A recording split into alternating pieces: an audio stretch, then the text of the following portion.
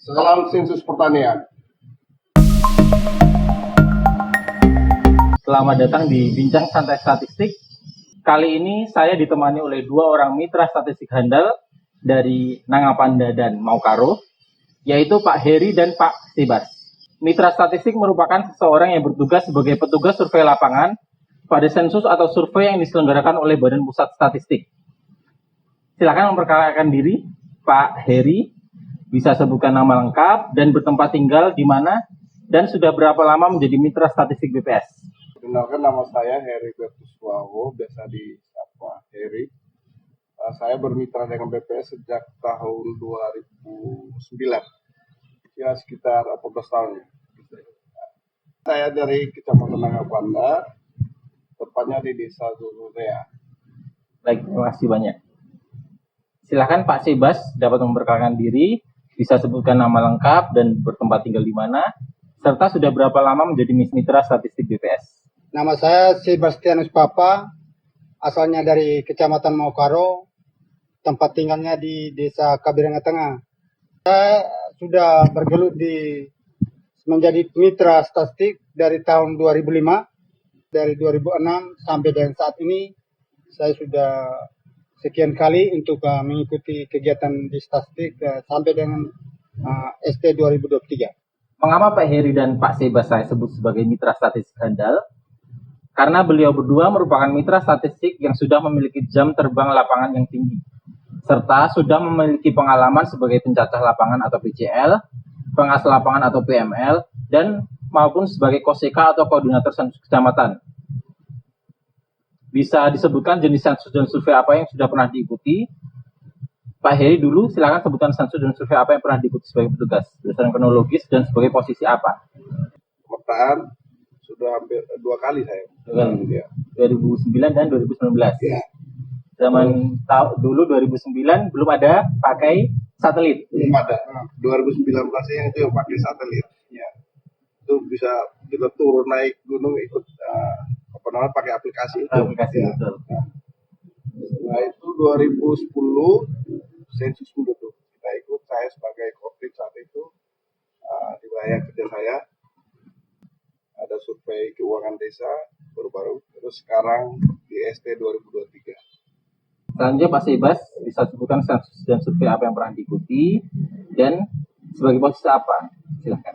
Nah, saya di tahun 2005 sebagai pendata waktu itu sebagai PCL, di tahun 2010 sebagai PCL sensus penduduk dari 2010 sampai dengan sekarang. Yang 2013 sensus pertanian saya sebagai kotim waktu itu,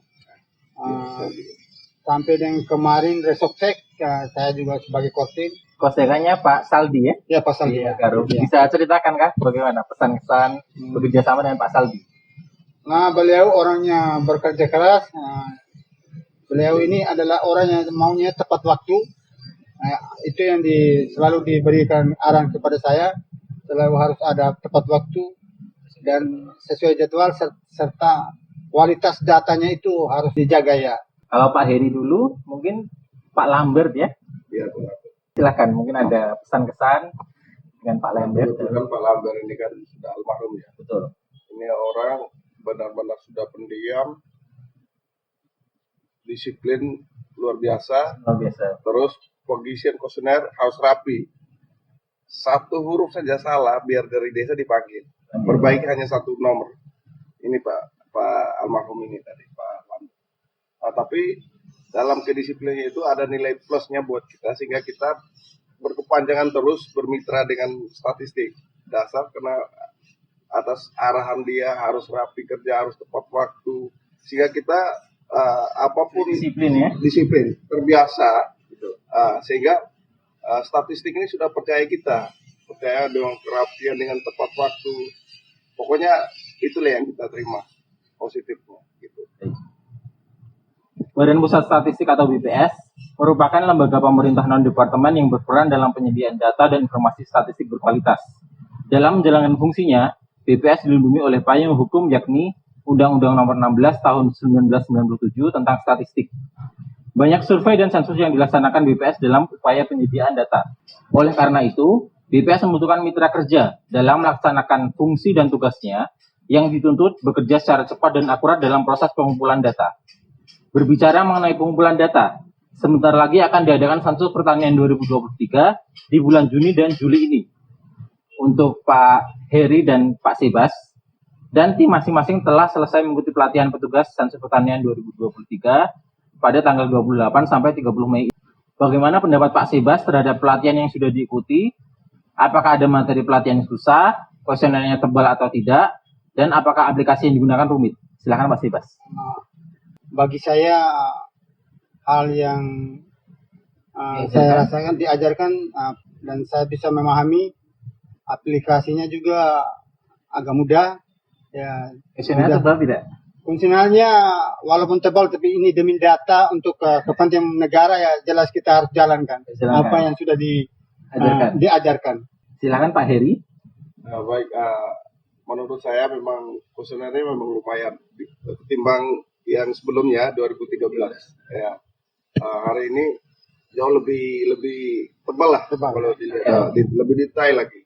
Kalau kita sih kita jalani saja dan kita paham ketika ada penjelasan dari instruktur, ya kita paham itu. Dan ada baiknya lagi sekarang ada sistemnya aplikasi, ya, itu yang mendukung kita juga. Apalagi kita start dengan ada satu aplikasi apa namanya itu, kode itu, walaupun tidak ada sinyal kita bisa akses gitu. Itu yang memudahkan kita. Tidak dipungkiri lagi, mitra BPS menjadi bagian tak terpisahkan dari kegiatan yang ada di BPS. Banyak tantangan yang dihadapi ketika menjadi seorang mitra yang mengemban tugas negara. Antara lain, medan wilayah survei atau sensus yang tidak mudah untuk ditempuh, sambutan responden yang terkadang kurang ramah, serta sulitnya menemui responden yang dituju. Menurut Pak berdua, apa tantangan pelaksanaan Sensus Pertanian 2023? Mengingat banyak mitra statistik baru, yaitu yang baru pertama kali ikut kegiatan BPS pada Sensus Pertanian ini. Apa tips dan trik yang bisa Pak Sebas bagikan kepada mitra statistik yang baru sehingga mereka bisa cepat menyesuaikan ritme pekerjaan lapangan? Silakan Pak Sebas. Yang paling pertama, kembali ke pribadi dulu ya. Orangnya harus loyal dengan tugas apa yang sudah diberikan oleh statistik pada kita yang kita sudah menjadi mitranya. Yang kedua, kita harus bisa beradaptasi dengan masyarakat, bisa menguasai medan atau masyarakat dan karakternya. Yang penting kita bisa menyapa orang dengan baik. Kita masuk di rumah orang, kalau kita menyapa orang dengan baik, pasti orang terima kita dengan baik. Begitu pula kalau kita datang di rumah orang tidak baik, jelasnya orang tidak akan terima kita. Tetapi yang paling intinya, kita harus ramah dengan orang, sehingga orang itu dapat menerima kita sebagai mitra, dan data ini bisa kita ambil secara cepat dan tepat. Mungkin seperti itu Pak. Pertanyaan sama kepada Pak Heri. Apa tips dan trik yang bisa Pak Heri bagikan kepada mitra statistik yang baru sehingga bisa cepat menyesuaikan ritme pekerjaan di lapangan? Silakan. Baik, yang pertama attitude, sikap kita bagaimana ramah seperti yang disampaikan itu sangat penting.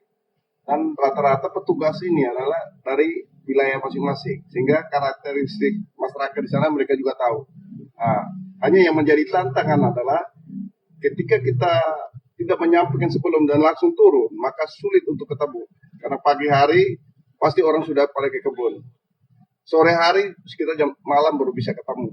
Pertanyaannya, kita petugas baru ini bagaimana strategi kita? Maka pesan saya, sebaiknya kunjungi awal, yang kita mampu langsung mendata ya silakan. Kalau tidak kita buat janji dulu.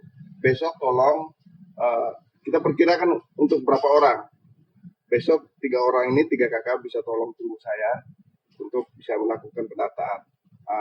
Jadi strategi itu yang kita pakai. Mudah-mudahan teman-teman lain, adik-adik bisa mengikuti cara ini.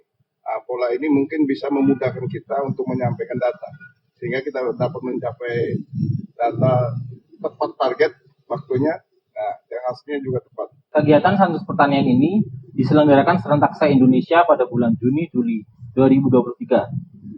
Kegiatan Sensus Pertanian 2023 dilakukan untuk mengakomodir variabel yang dibutuhkan untuk kelengkapan data pertanian yang berkembang sangat dinamis, menjawab kebutuhan data baik di level nasional maupun internasional, dan dirancang untuk memperoleh hasil yang berstandar internasional dengan mengacu pada program Food and Agriculture Organization (FAO) yang dikenal dengan World Program for the Census of Agriculture atau WCA.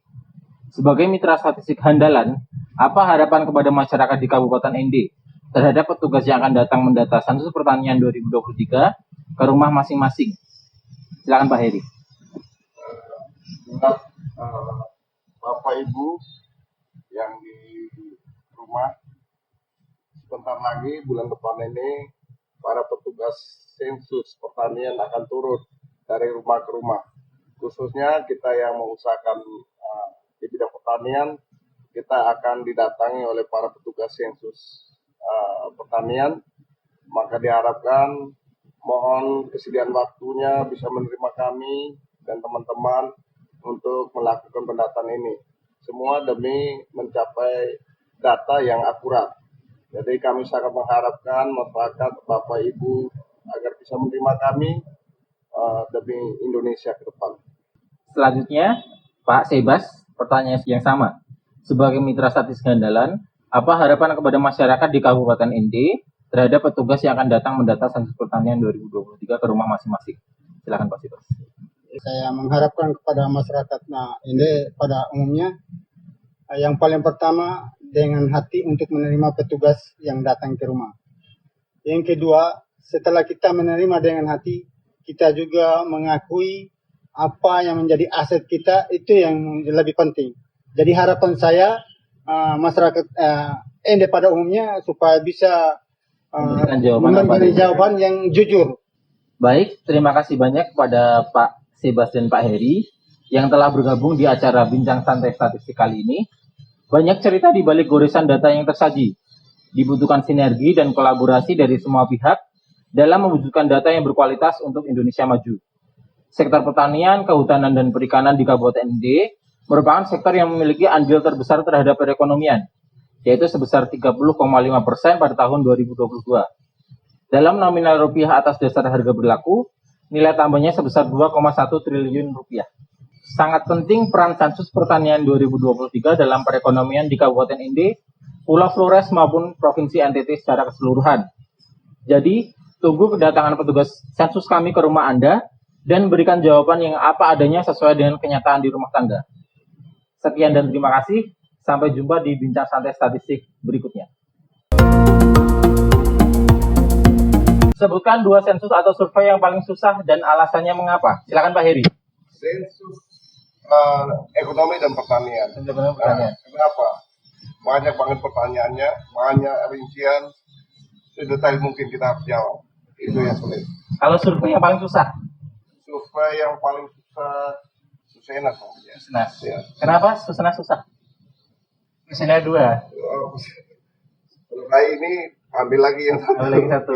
Harus sinkron lagi, itu masalahnya. Konversinya susah tidak? Konversi ke kilogram? Itu saya yang sulitnya di situ.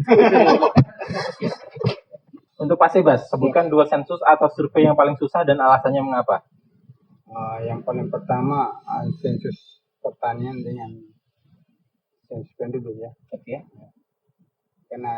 Kenapa sampai sensus pertanian yang paling susah? Karena semua komoditas yang ada di masyarakat itu harus ditanyakan. Yang kedua, sensus penduduk itu menyangkut suku, karena kita ini sudah berbau, daerah sudah maju dan sudah bergabung banyak, jadi suku dari mana seluruh Indonesia ini bergabung. Jadi akhirnya sulitnya di situ kita mau cari kode. Iya. Betul. Kalau survei yang paling susah apa? Kalau saya kemarin barusan citasi ya.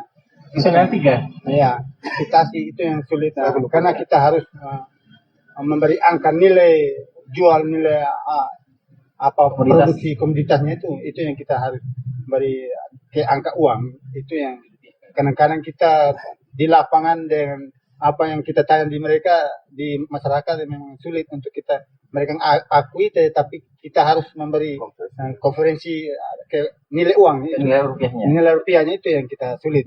Satu lagi, survei apa yang susah? Tidak, ini yang kemarin yang untuk kerbau dan sapi potong. Itu yang sulitnya, masyarakat tidak mengakui tidak mau memberi Tahu. kasih tahu informasi yang sebenarnya. Sebenarnya. Sebenarnya mereka punya ternak itu banyak, tetapi mereka mengakui bahwa contohnya ada yang 10 nih, tetapi dia akui hanya 2, hanya 3 begitu. Jadi sulitnya kita mau dapat informasi yang sebenarnya itu yang kita sulit ya. Kan takut pajak. Nah, seperti itu Pak Abi. Betul. Ceritakan 2 kejadian unik yang pernah dialami di lapangan. Silakan Pak Heri dulu. Tahun 2012 di musim hujan itu apa ya? Di desa di Kecamatan Nangapanda, desa Jemurea. Itu kan lewat kali semua nih. 3 kali. Ya, 7 kali kita harus lewat. Pulangnya lambat. Hujan deras, banjir. Betul. Tidur di kebun. Oh iya. Ya. Dari malam sampai pagi. pagi. Kebetulan ada bapak tua sama nyasar. Akhirnya di pondok kami berdua. Makan apa malam itu panjat kelapa, ya, makan kelapa muda sampai pagi. Pagi jam 10 baru bisa gotong motornya nyebrang berdua. Itu yang unik. Betul. Karena memang sungai deras tidak bisa menyeberangnya. Itu bisa nyebrang. Terima kasih. Silakan Pak Sibas, apa kejadian unik yang pernah dialami di lapangan? Pemetaan 2019 ya. Iya, bagaimana? Saya tidak salah. Itu di wilayah desa Kulikapa. Saya waktu itu ke desa Kulikapa bersama ketua RT-nya Bapak Kletus Nggoto. Bapak Kletus Nggoto, kami untuk mengambil titik koordinat. Titik koordinat ya. Jadi yang kita harus menyeberangi itu kali dan hutan. Ya. Dan waktu itu memang saya punya HP agak onar, jadi dia punya aplikasinya agak lari kiri kanan tuh. Jadi kita sudah salah mau berapa puluh kilo itu ke atas gunung. Turun lagi. Saya sangat berterima kasih kepada Bapak Kletus Nggoto yang waktu itu beliaulah yang menyemangati saya. Karena saya sudah putus asa karena sudah terlalu jauh lewat itu. Dan situasi memang sudah siang, sudah lapar lagi. Hampir hujan. Akhirnya saya kasih tahu Bapak RT itu bilang, kita pulang sudah. Dia bilang, Bapak, ini kalau kita tidak jalan tidak hasil. Sama aja kita ini hari buang-buang waktu saja. Berkat semangat dari Bapak RT itu, makanya kami dua sama-sama jalan lagi. Akhirnya ketemu, tetapi saat ketemu itu hujan sudah deras. Nginap terus di pondok sudah sampai malam. Komoditas pertanian, perkebunan, peternakan atau perikanan unggulan yang ada di kecamatan masing-masing. Silakan Pak Hedi. Kalau saya ada 2. Kelapa? Yang paling unggul pertama adalah kakao. Kakao, oke. Itu nomor 1 untuk Kabupaten Ende. Iya. Terus dengan kelapa. Ya, itu 2. Kalau kemiri? Kemiri kecil kalau wilayah Nangapanda. Kalau peternakannya mungkin? Peternakan lumayan ada sih. Sapi sih. Sapi yang banyak. Babi. Ya. Kalau Pak Sibas, komoditas unggulan pertanian yang ada di Maukaro apa? Kalau kita di Maukaro itu jambu mente. Jambu mente ya. Kalau ternak sapi yang paling banyak. Kerbau sedikit. Babi juga sedikit. Banyak juga kambing. Ya. Perkebunannya itu mente tadi, tapi mente lah unggulan di sana ya.